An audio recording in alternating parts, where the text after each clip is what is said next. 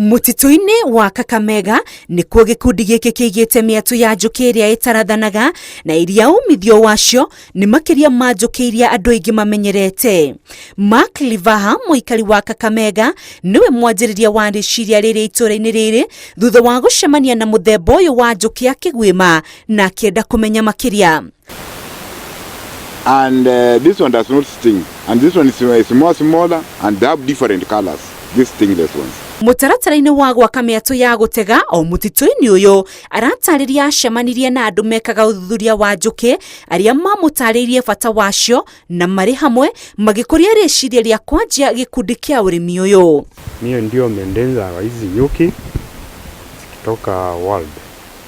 Wakishaniletea na iweka kwa mzinga na inap mzuri. This bees helps us to conserve this forest. This bees helps us to pollinate our crops. This bees helps us to get medicine from the honey.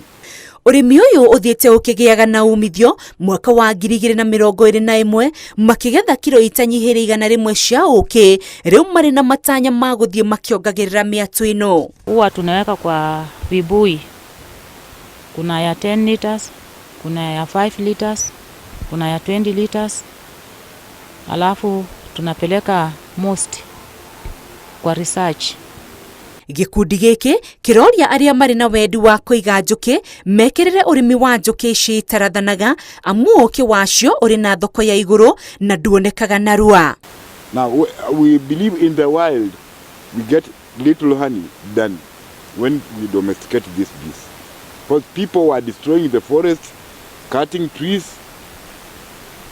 falling the trees down, they eat honey and leave the brood there.